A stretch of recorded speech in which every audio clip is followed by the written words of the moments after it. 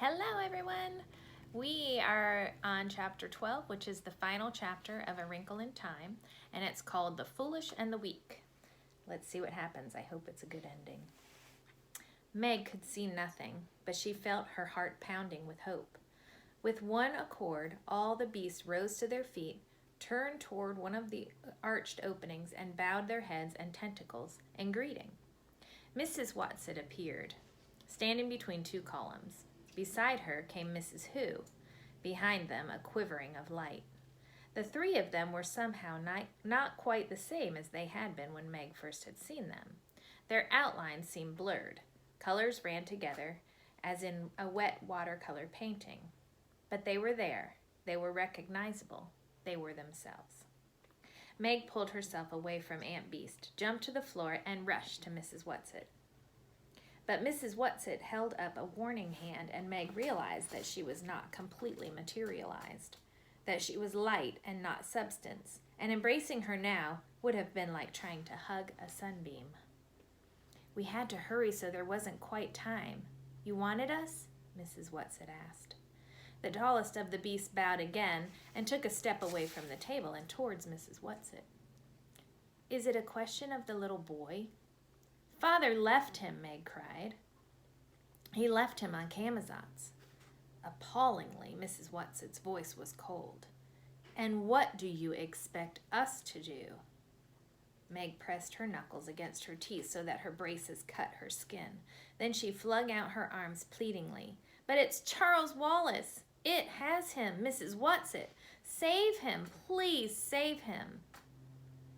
"You know that we can do nothing on Camazotz," Mrs. Whatsit said, her voice still cold. "You mean you'll let Charles be caught by it forever?" Meg's voice rose shrilly. "Did I say that? But we can't do anything. You know we can't. We tried. Mrs. Whatsit, you have to save him." "Meg, this is not our way," Mrs. Whatsit said sadly. "I thought you would know that this is not our way." Mr. Murray took a step forward and bowed, and to Meg's amazement, the three ladies bowed back at him. "I don't believe we've been introduced," Mrs. Whatsit said. "It's Father. You know it's Father." Meg, angry and impatience, her anger and impatience grew. "Father, Mrs. Whatsit, Mrs. Who, and Mrs. Which." "I'm very glad to," Mr. Murray mumbled, then went on. "I'm sorry, my glasses are broken and I can't see you very well." "It's not necessary to see us," Mrs. Whatsit said. "If you could teach me enough more about the Tesseract so that I could get back to Camazotz." "What then?" came Mrs. Witch's surprising voice.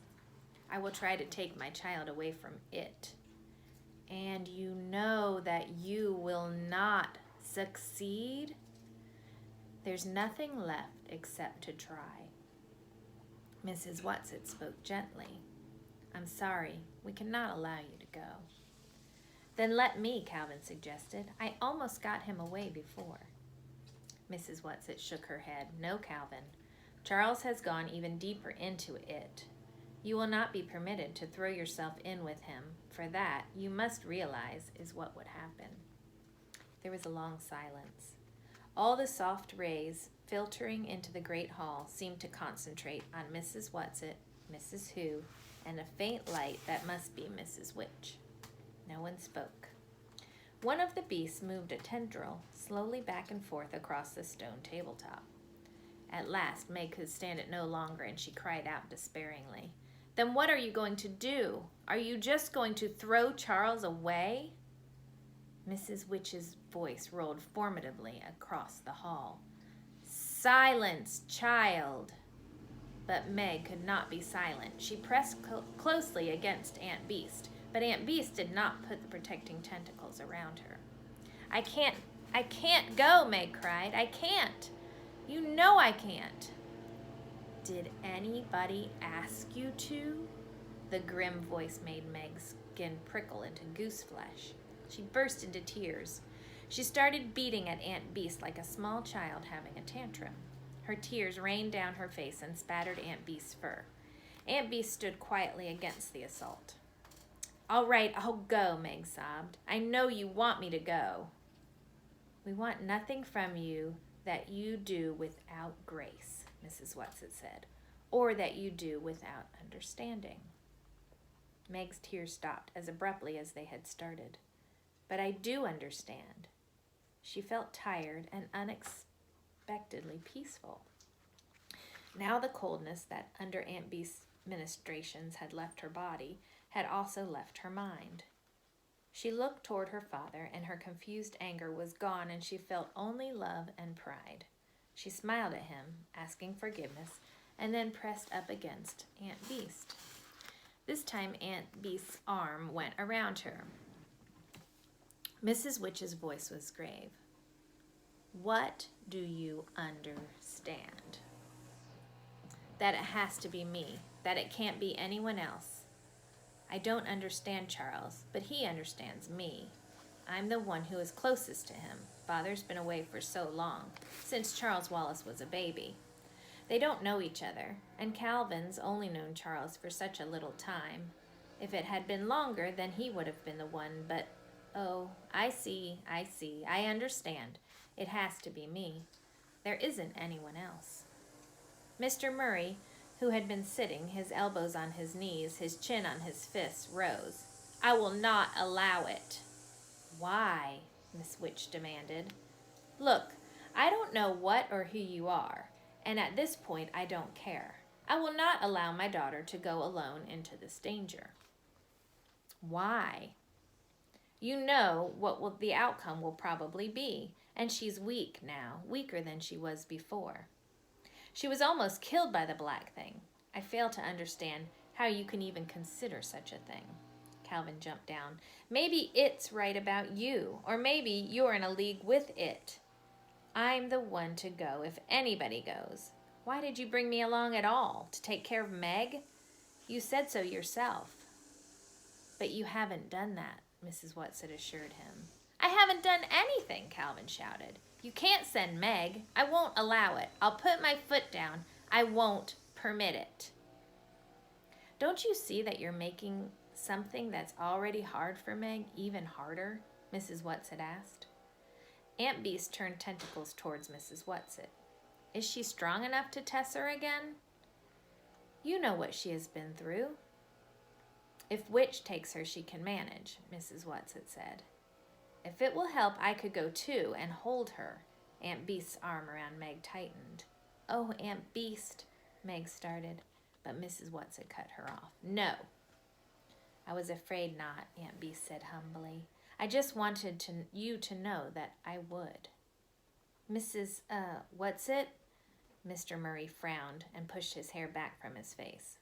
Then he shoved with his middle finger at his nose as though he were trying to get the spectacles closer to his eyes. Are you remembering that she is only a child? And she's backward, Calvin bellowed. I resent that, Meg said, hotly, hoping that indignation would control her trembling. I'm better than you at math, and you know it. Do you have the courage to go alone? Mrs. Whatsit asked her. Meg's voice was flat. No, but it doesn't matter. She turned to her father and Calvin. You know it's the only thing to do. You know they'd never send me alone if... How do we know they're not in a league with it? Mr. Murray demanded. Father! No, Meg, Mrs. Whatsit said. I do not blame your father for being angry and suspicious and frightened. And I cannot pretend that we are doing anything but sending you into the gravest kind of danger. I have to acknowledge quite openly that it may be a fatal danger. I know this, but I do not believe it. And the happy medium doesn't believe it either. Can't she see what's going to happen? Calvin asked. Oh, not in this kind of thing, Mrs. Whatsit sounded surprised at his question. If we knew ahead of time what was going to happen, we'd be like the people on Camazotz with no lives of our own, with everything all planned and done for us. How can I explain it to you? Oh, I know. In your language, you have a form of poetry called the sonnet. Yes, Calvin said impatiently. What's that got to do with the happy medium? Kindly pay me the courtesy of listening to me, Mrs. Watson's voice was stern, and for a moment Calvin stopped pawing at the ground like a nervous colt. Is it the very strict form of poetry, is it not? Yes. There are 14 lines, I believe, all in iambic parameter. That's a very strict rhythm or meter, yes? Yes, Calvin nodded. And each line has to end with a rigid rhyme pattern. And if the poet does not do it exactly this way, it is not a sonnet, is it? No. But within this strict form, the poet has the complete freedom to say whatever he wants, doesn't he? Yes, Calvin nodded. So, Mrs. Watson said. So what? Oh, do not be stupid, boy, Mrs. Watson scolded. You know perfectly well what I'm driving at. You mean you're comparing our lives to a sonnet, a strict form, but freedom within it? Yes, Mrs. Watson said. You're given the form, but you have to write the sonnet yourself. What you say is completely up to you. Please, Meg said, please. If I've got to go, I want to go and get it over with. Each minute you put it off makes it harder. She is right, boomed Mrs. Witch's voice. It is time. You must say goodbye, Mrs. Watson was giving her not permission but a command. Meg curtsied clumsily to the beast. Thank you all very much. I know you saved my life. She did not add what she could not help thinking. Saved it for what? So it could get me? She put her arms about Aunt Beast, pressed up against her soft, fragrant fur. Thank you, she whispered. I love you. And I you, little one. Aunt Beast pressed gentle tendrils against Meg's face. Cal, Meg said, holding out her hand. Calvin came to her and took her hand, then drew her roughly to him and kissed her. He didn't say anything, and he turned away before he had a chance to see the surprised happiness that brightened Meg's eyes. As she turned to her father, I'm sorry, Father. He took both her hands in his, bent down to her with his short-sighted eyes. Sorry for what, Megatron? Tears almost came to her eyes at the gentle use of her old nickname. I wanted you to do it all for me. I wanted everything to be easy and simple, so I tried to pretend that it was all your fault, because I was scared and I didn't want to have to do anything myself. But I wanted to do it for you, Mr. Murray said. That's what every parent wants. He looked into her dark, frightened eyes. I won't let you go, Meg. I am going. No, Mrs. Watson's voice was sterner than Meg had ever heard it. You are not going. You are going to allow Meg the privilege of accepting this danger. You are a wise man, Mr. Murray. You are going to let her go. Mr. Murray sighed. He drew Meg close to him. Little Megaparsec, don't be afraid to be afraid. We will try to have courage for you. That is all we can do. Your mother was always showing me out in the world, Meg said. She'd want me to do this. You know she would. Tell her, she started, choked, then held up her head and said, No, never mind. I'll tell her myself. Good girl. Of course you will. Now Meg walked slowly around the great table to where Mrs. Watson was still poised between the columns. Are you going with me? No, only Mrs. Witch. The black thing. Fear made her voice tremble. When Father tessered me through it, it almost got me. Your father is singularly inexperienced, Mrs. Watson said, though a fine man and worth teaching. At the moment, he still treats tessering as though he were working with a machine. We will not let the black thing get you, I don't think. This was not exactly comforting.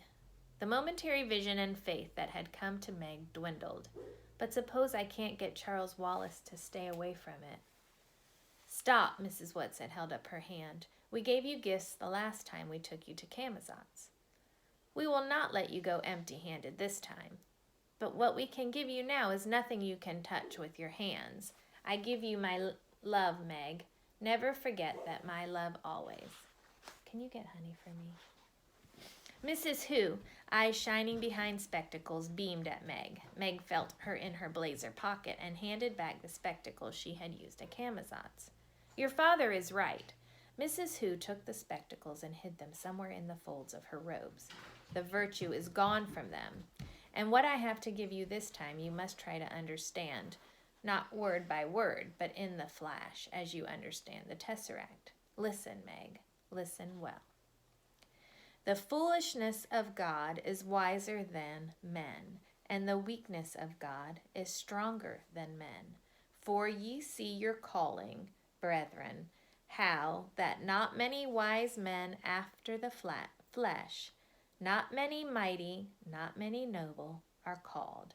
But God hath chosen the foolish things of the world to confound the wise. And God hath chosen the weak things of the world to confound the things which are mighty. And base things in the world, and things which are despised, hath God chosen.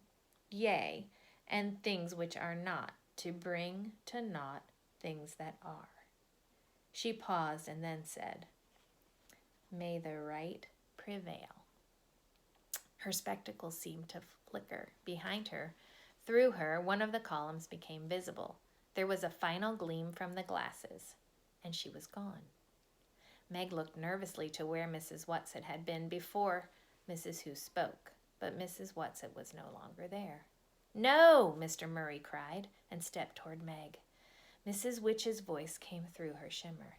I cannot hold your hand, child. Immediately Meg was swept into darkness, into nothingness, and then into the icy, devouring cold of the black thing. Mrs. Witch won't let it get me, she thought over and over, while the cold of the black thing seemed to crunch at her bones.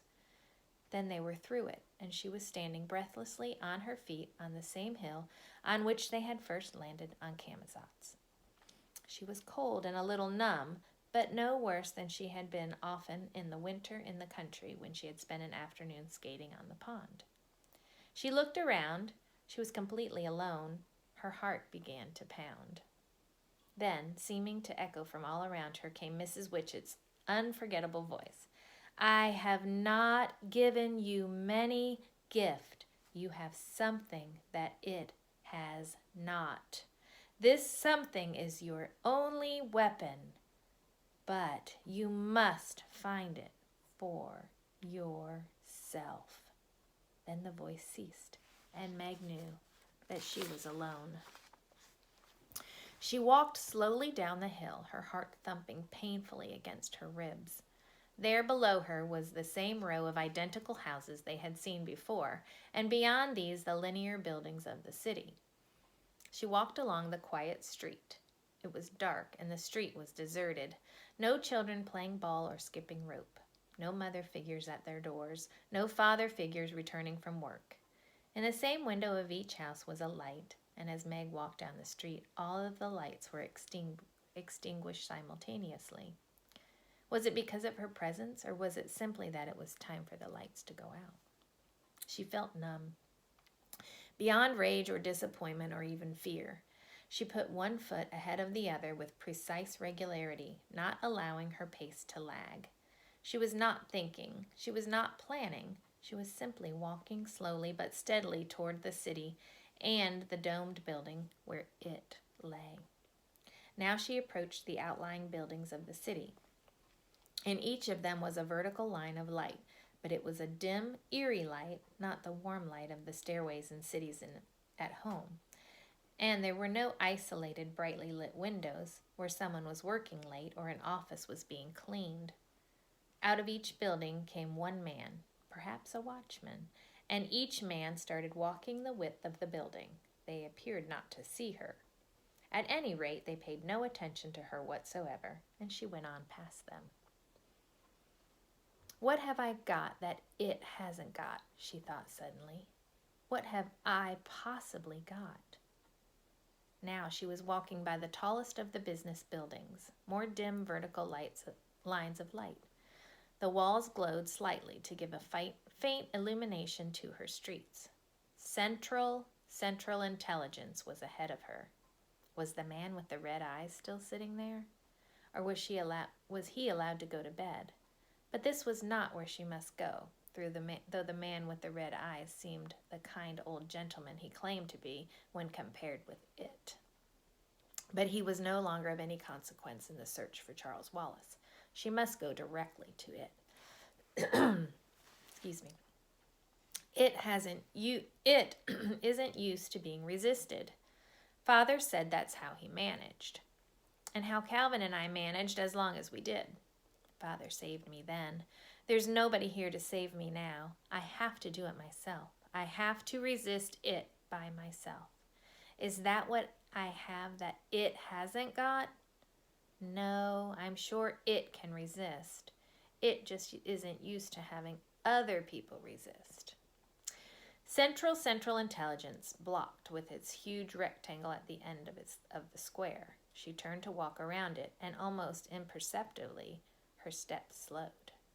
It was not far to the great dome which housed it. I'm going to Charles Wallace. That's what's important. That's what I have to think of. I wish I could feel numb again the way I did at first. Suppose it has him somewhere else. Suppose he isn't there. I have to go there first anyhow. It's the only way that I can find out. Her steps got slower and slower as she passed the great bronze doors, the huge slabs of the Central Intelligence Building, as she finally saw ahead of her the strange light pulsing dome of it.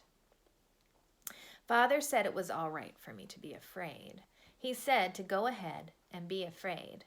And Mrs. Who said, I don't understand what she said, but I think it was meant to make me not hate being only me, and me being the way that I am. As Mrs. Whatsit said, to remember that she loves me. That's what I have to think about. Not only being afraid, or not as smart as it. Mrs. Whatsit loves me. That's quite something, to be loved by someone like Mrs. Whatsit. She was there. No matter how slowly her feet had taken her at the end, they had taken her there. Directly ahead of her was the circular building, its walls glowing with violet flame, its silvery light roof pulsing with light that seemed to Meg to be insane. Again she could feel the light, neither warm nor cold, but reaching out to touch her, pulling her toward it. There was a sudden sucking, and she was within. It was as though the wind had been knocked out of her. She gasped for breath in her own rhythm, not the permeating pulsing of it. She could feel the inexorable beat within her body, controlling her heart, her lungs. But not herself, not Meg. It did not quite have her. She blinked her eyes rapidly and against the rhythm until the redness before them cleared and she could see. There was the brain. There was it, lying, pulsing, and quivering on the days, soft and exposed and nauseating.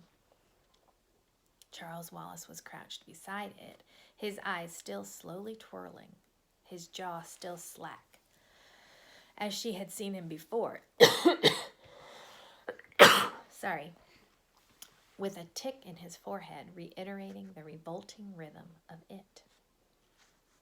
As she saw him, it was again as though she had been punched in the stomach.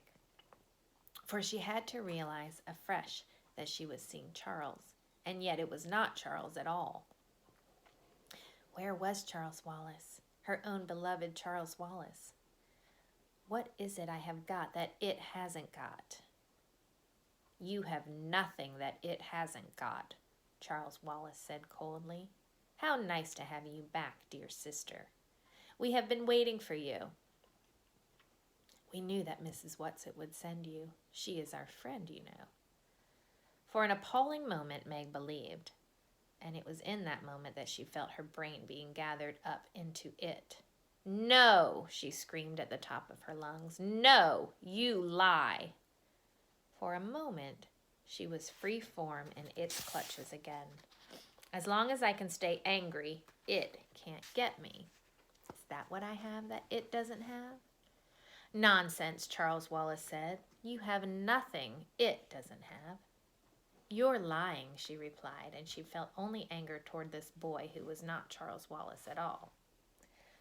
No, it was not anger. It was loathing. It was hatred, sheer, unadulterated. And as she became lost in hatred, she also began to be lost in it. The red miasma swarmed before her eyes. Her stomach churned in its rhythm. Her body trembled with the strength of her hatred and the strength of it. I'll be back in a second.